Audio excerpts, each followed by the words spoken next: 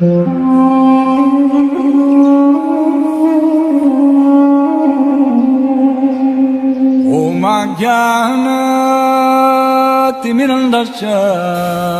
I am stressing. इति दृक्स्वलीला अभिरानंद कुंडे। इति दृक्, इति का मतलब होता है इस प्रकार या यह। दृक् का मतलब है देख का। इति दृक्स्वलीलाभिरानंद कुंडे,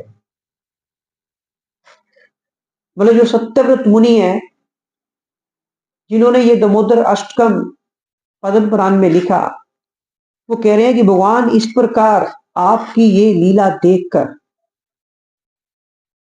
मैं आनंद के कुंड में डूब गया। इति दृक्स्वलीलाभिरानंद कुंडे, हे भगवान आपकी ये जो दामोदर लीला है, जो आपने ये दामोदर लीला की कि आपने मटकियां फोड़ी, दूध दही माखन इधर उधर बिखेर दिया, और फिर आपकी मैया आपको पकड़ने के लिए आपके पीछे पीछे दौड़ रही है छड़ी लेकर, और आप अपनी मैया के हाथ में नहीं आ रहे, और मैया आपको छड़ी दिखा रही है लेकिन आप उनकी पकड़ में नहीं आ रहे।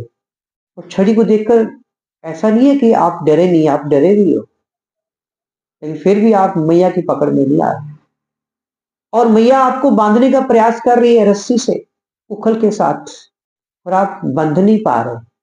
तो ये लीला देखकर मैं आनंद के कुंड में डूब गया हूं। इतनी आपकी सुंदर मधुर लीला है ये। क्यों डूब गए?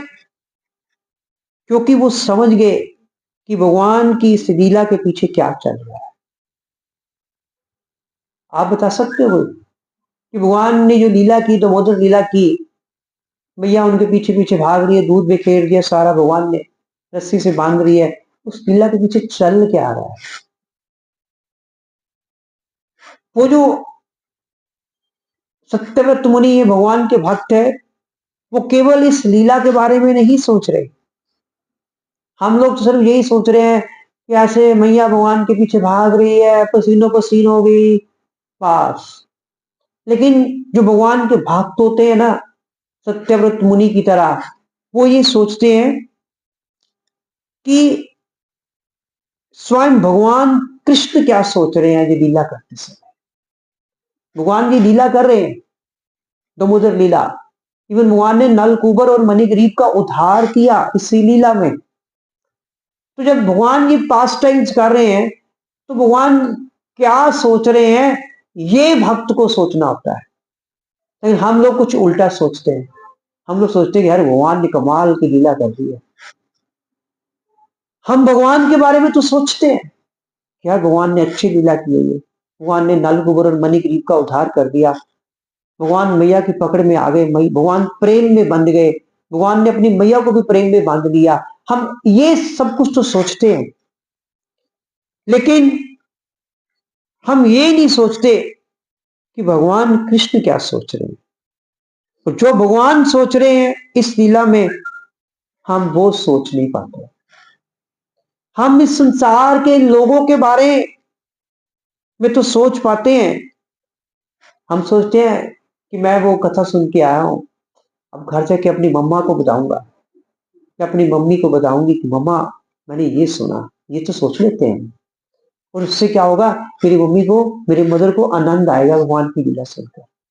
लेकिन कभी हमारे दिमाग में यही नहीं आता कि भगवान क्या सोच रहे हैं। मगर भगवान के बारे में नहीं, कि वो हमारे किस एक्शन से प्रसन्न होंगे। भगवान जब लीला करते हैं तो भगवान ये सोचते हैं कि मेरे भक्त किस प्रकार प्रसन्न होंगे। हमें भी ये सोचना है कि हम क्या करें जिससे भगवान कृष्ण जो है प्रसन्न हो जाए। तो जब हम ये सोच पाएंगे, तब हम भी आनंद के सागर में, आनंद के कुंड में डूब जाएंगे। अभी हमें आनंद के कुंड में नहीं डूबे हम लोग। और यदि हम ओशन ऑफ ब्लिस में जाना चाहते हैं, ओशन ऑफ ब्लिस मीन आनंद का सागर। तो हम कृष्ण के माइंड को हमें समझना होगा कि भगवान कृष्ण के मन में क्या चल रहा है। जब तक भगवान कृष्ण के मन को हम नहीं समझेंगे तब तक हमें संपूर्ण रूप में आनंद की प्राप्ति नहीं हो सकती। हमें ये सोचना शुरू करना होगा कि भगवान क्या सोचते हैं, और इससे पहले हमें ये सोचना शुरू करना होगा कि भक्त क्या सोचते हैं। जब हम भक्तों के माइंड को समझ लेंगे ना, भगवान को सीधे समझ नहीं सकते। जब हम भक्तों के माइंड को समझेंगे ना, तब भगवान का माइंड समझ आता है। क्योंकि भक्तों का जो माइंड होता है, भक्तों का जो मन होता है, वो भगवान के मन को ही रिप्रेजेंट करता है। इसलिए सबसे जरूरी है भक्तों के मन को समझना। इसलिए इति दृक्स्वलीलाभिर आनंद कुंड स्वघोषम निमजंतम आकपयांतम। स्वघोषम का मतलब है कृष्ण के अपने डिवोटीज यशोदा, कुंती, बंदर सब उन्हें देख रहे हैं। जब भगवान जी लीला कर रहे हैं, भगवान बंदरों को खिला रहे थे ना, माखन वगैरह और चीजें खिला रहे थे। तो भगवान के सारे भक्त भगवान को देख रहे हैं। इवन माँ यशोदा भी देख रही है। उस वक्त कुंती महारानी भी वहां पे प्रेजेंट थी, वो भी देख रही है भगवान कृष्ण को। और भगवान उन सबको प्रसन्नता प्रदान करते हैं। भगवान ये लीला जो की है, भगवान ने अपनी माता को खुश करने के लिए, अपने भक्तों को प्रसन्न करने के लिए लीला की है। तो प्रभुपाद कहा करते थे, केवल कृष्ण ही है जो सबको खुशी देते हैं। भगवान कृष्ण ही सबको खुशी देते हैं। अगर हम किसी को खुशी देनी होगी ना, हम एक या दो लोगों को खुश कर सकते हैं। दो लोगों को खुश करने के चक्कर में हम अन्य सभी को क्या कर देते हैं, नाराज कर देते हैं। ऐसे ही होता है ना। लेकिन भगवान कृष्ण ऐसे नहीं है, वो सभी को खुश कर लेते हैं। एट ए टाइम सभी को खुश कर लेते हैं। मगर कृष्ण ऐसे नहीं है, वो सबको एक ही समय पर आनंद प्रदान करते हैं। निमजंतम आख्यापयंतम, मतलब कृष्ण ये लीला करके अपने गुणों को हमारे सामने प्रकट कर रहे हैं।